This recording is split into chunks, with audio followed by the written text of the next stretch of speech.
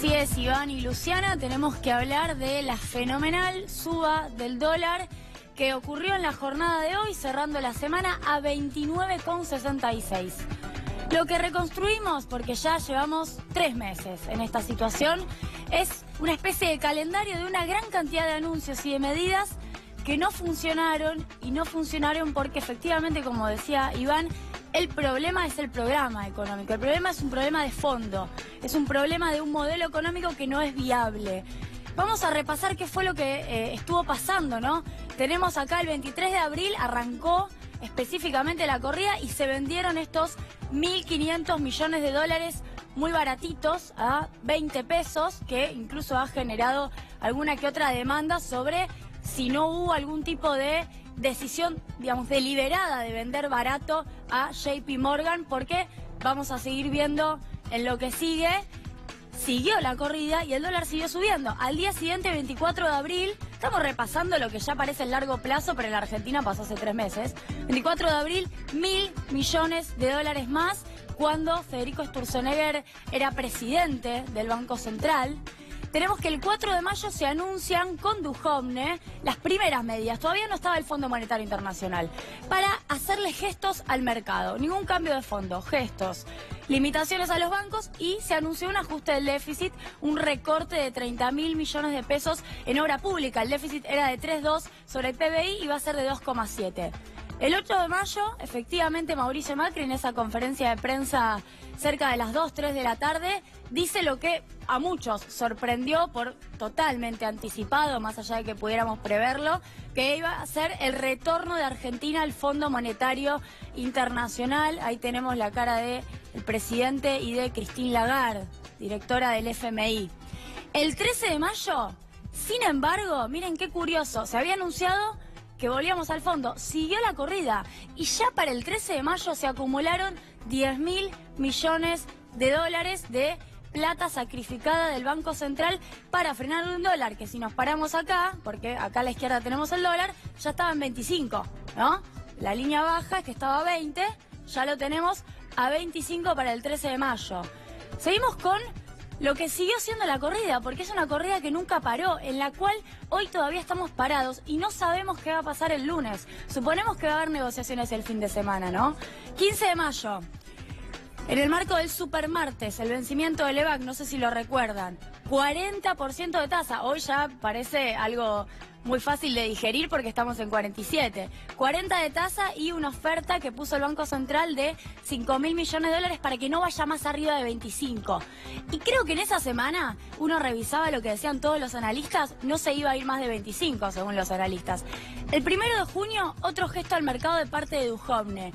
Vamos a hacer un ajuste en el Estado de 20.400 millones de pesos y para eso vamos a terminar con estas contrataciones entre universidad y Estado, y va a haber una gran cantidad de contratos que se terminen en diciembre, ¿no? Ahí ya estamos en 1 de junio, hace poquito, todavía seguimos en el mismo mes.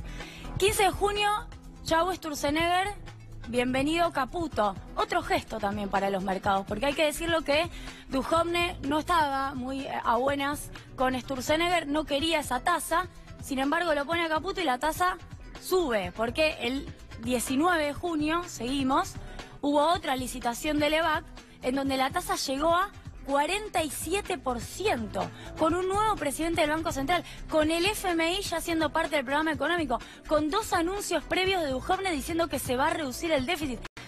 Digo, no hay que ser muy especialista para darse cuenta que no alcanza con anuncios. Tasa 47%, más limitaciones a los bancos, tiene que ver con la cuestión de los encajes.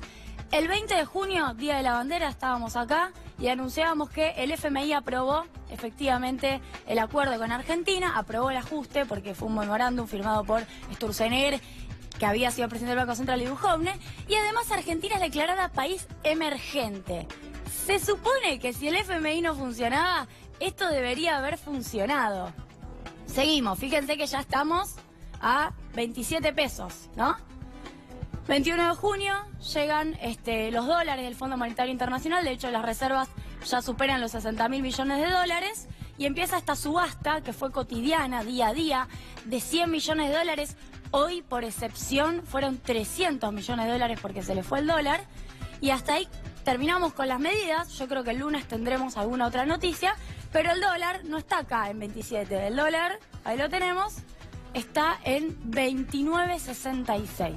Hago este raconto porque me parece que hay que hacer un análisis de todo esto. Llega la hora de entender que con estas medidas no es suficiente, que gran parte de los controles que eliminó Cambiemos deberían ser la primera parte de un plan que intente volver a regular el tipo de cambio y la salida de capitales. Tengo 3 placas más, me está diciendo el productor. Quisiera volver a lo de país emergente porque la verdad es que esto tiene mucho que ver con los problemas que hoy tiene Argentina con el dólar. ¿Cuál es la letra chica de lo que dijo Morgan Stanley, que la declaró Argentina emergente a revisar a 2019? No es cierto que somos país emergente. Somos país emergente el año que viene, si hacemos las cosas bien. Decía Morgan Stanley, la decisión se revisa, es decir, no seríamos emergentes si Argentina introduce cualquier tipo de restricción a la entrada y salida de capitales. Debajo en inglés, para los que no me creen, pueden hacer su traducción, claramente lo hice más corto. Pero Julia, hay algo que no me queda claro. Si salieron a anunciar que ya éramos país emergente, ¿por qué ahora vos mencionás que esto podría llegar a ocurrir recién en un par de meses? No, es que eso fue lo que siempre dijo el comunicado. Los medios de comunicación y el gobierno deliberadamente salieron a decir algo que no era tal. Los mercados siempre supieron, los mercados entre comillas, cuál era el diagnóstico, el balance de Morgan Stanley. El balance era, vamos a recategorizar a Arabia Saudita, eso decía el documento, y Argentina la vamos a recategorizar en junio de 2019 si no pone, entre otras cosas, algunos controles a la entrada y salida de capitales. Estamos como todavía en evaluación. Fue medio, no quiero hacer tanto uso del criollo, pero fue medio chamullo. No fue tan efectivamente así. Y pasó un mini negocio, que es que los que sabían que Argentina no era emergente, aprovecharon, tenían las acciones en mano de las empresas que iban a cotizar más, que tenían ADR, que cotizaban en Estados Unidos.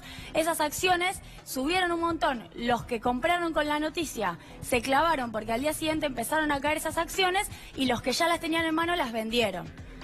Hubo esto de compro con la noticia y en realidad, como dicen los especialistas del mercado, se compra con el rumor, se vende con la noticia. También fue un pequeño negocio de quienes tenían acciones con ADR y las vendieron al día siguiente. De hecho, se están desplomando. Todas las acciones que supuestamente aumentaron después de que Argentina fue declarada emergente se están desplomando entre ayer y hoy, entre otras cosas por la devaluación y porque Argentina entra en recesión, con lo cual terminó siendo peor. Vamos a ver qué es lo que no quiere Morgan Stanley que Argentina controle. Bueno, este problemón. Se nos fueron 11.900 millones de dólares en 2016. Porque se liberalizó totalmente la salida de dólares, se levantó el cepo, es decir, se eliminaron los controles cambiarios que en un país emergente como Argentina ya es hora de que nos pongamos todos de acuerdo que tiene que haber controles cambiarios, porque no producimos dólares y encima tenemos un problema de déficit de balanza comercial. Se fueron 22.000 millones de dólares en 2017, solamente hasta mayo. Se fueron 13.600 millones de dólares por fuga. Se están llevando la plata que entra por el préstamo del Fondo Monetario Internacional. Ese es el grave problema, que uno lo dice de este modo porque realmente termina siendo grave que ese préstamo se termine fugando. Y este es el otro problema. Argentina tiene un déficit de balanza comercial que recién ahora algunos analistas se están dando cuenta que era el verdadero problema. No el déficit fiscal, el comercial. 4.692 millones de dólares en 5 meses, solamente en 2018. El año pasado fueron 8.700 millones de dólares y este fue el déficit de mayo. 1.285 millones de dólares. ¿Por qué? Porque abrieron la apertura importadora, es decir, abrieron la llegada de importaciones y las exportaciones han perdido su dinamismo desde el 2008. Lo digo con esta efusividad e intensidad porque el problema en el que está metida la Argentina con la fuga de capitales y el control o descontrol en la balanza comercial no se resuelve con ajuste fiscal o con despidos en el Estado. Gracias, Julia. Una particularidad más y que se suma a lo que decía nuestra compañera recién tiene que ver con, lo digo como complemento, con las señales que el gobierno está dando que cree que alcanza con la confianza. Es decir, hay países que, como decía Julia, controlan la entrada y salida de capitales, controlan el comercio exterior, controlan la entrada y salida de divisas, el dólar turismo o el dólar, como le llamó en algún momento Carlos Melconian, el dólar fideo. Quienes tienen que liquidar la cosecha, en este caso no están obligados a hacerlo, antes se podía. Antes estaban, no sé si se volvieron a poner o no los encajes, pero antes estaban los encajes que vos tenías que, si no se volvieron a poner, entonces a que los vos... fondos golondrina. Exactamente, entraba plata a la Argentina, tenía que quedarse una X cantidad de tiempo para que se garantice, o por lo menos para que se achique la posibilidad de que fueran fondos especulativos. Nada de eso pasó y vos tenés una...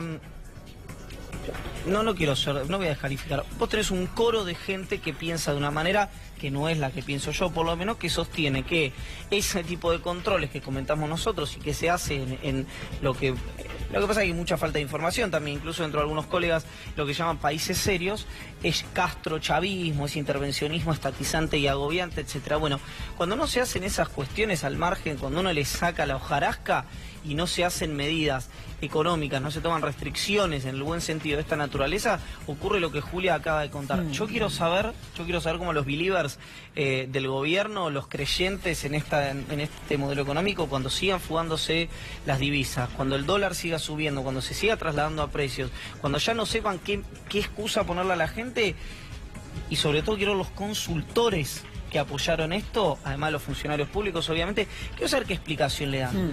Porque acá no es que no se sabía que esto iba a pasar. Hubo mucha gente que lo viene diciendo desde enero de 2016. No es que no sabía que iba a pasar. Por más que algunos digan por qué nadie previó la crisis, es una mentira. Es una mentira cochina. Hubo muchísima gente que sabía y que dijo que esto iba a pasar y está pasando punto por punto. Así que me gustaría que, así como se le piden tantas explicaciones a mucha gente por situaciones que ocurrieron durante administraciones anteriores, y me parece bien, se le pidan las mismas explicaciones por estas cuestiones que son de daño estructural. Y no me quiero hacer el sota con lo que estoy diciendo. José López va a dar las explicaciones que tenga que dar en la justicia. Y así como tantos otros, como van a tener que dar explicaciones funcionarios de este gobierno. Como dice Mujica, si la corrupción hay en partidos de izquierda o partidos populares y en partidos de derecha, que el problema es del ser humano, no de una ideología. Entonces, hablemos de las políticas. Estas políticas están generando un daño que yo no quiero decir que es irreversible porque no quiero contribuir a la desesperanza colectiva, pero que va a ser muy difícil de recuperar en el corto plazo. Esos daños que recién mencionábamos, por ejemplo, con el comedor, 1 de cada 3, lo repito porque son números fuertes, son números impactantes y que son consecuencia de un modelo económico. Casi la mitad de los chicos, casi la mitad de los infantes son pobres, 1 de cada 3 chicos necesita recurrir a un comedor para poder comer, los salarios no alcanzan porque las facturas cada vez son más elevadas, porque los costos cada vez son más altos y porque los ingresos no aumentan acorde a cómo aumenta esa inflación, porque la realidad es que hoy cuesta mucho, pero mucho, y se especula mucho con cuánto consumimos el gas, con cuánto consumimos la luz, porque cada vez que vas al supermercado los precios siguen elevándose y eso termina siendo muy grave. Una última consulta para Julia. ¿Crees que estamos en una economía recesiva o que estamos cerca de caer en la recesión? Técnicamente recesión son 2 trimestres seguidos de caída, es decir, deberíamos caer. Ya se cayó en abril, deberíamos caer abril, mayo, junio y julio, agosto, septiembre, los 2 trimestres que siguen. Dante Sica, ministro de Producción, y también reconoció en un momento Marcos Peña, dijeron que vamos a un esquema de estancamiento económico. Yo creo que incluso con la noticia de hoy, eso se corrobora más todavía. Podríamos llegar a esperar algún tipo de repunte en el último trimestre del año. Septiembre, octubre, noviembre, diciembre. Pero no más que eso. De cualquier manera, no terminó esto para mí. Para mí no terminó. Hay que ver todavía cuál es ni siquiera el diario del lunes. ¿Qué pasa el lunes con el dólar? Imagino que va a haber negociaciones este fin de semana. Espero que las haya. Lo que pasa es que el gobierno de Cambiemos hizo todo lo que los mercados le pidieron. Le están haciendo una marcada de cancha feroz. Octubre va a ser, creo, y me tiran la cinta en octubre si me equivoqué, el peor mes del año. Yo creo que octubre es el peor mes del año que va a acumular varias cuestiones que todavía no han ocurrido. Y aparte, vamos a ponerlo de otra manera. Imagínense lo siguiente.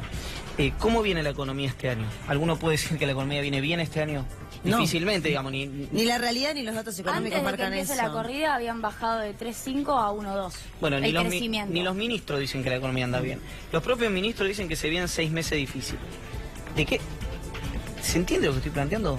Se vienen 6 meses difíciles. Uno podría decir no, porque lo que vino antes fue buenísimo. Entonces, bueno, se vienen 6 meses difíciles. Compensás. Uno, claro, puede compensar.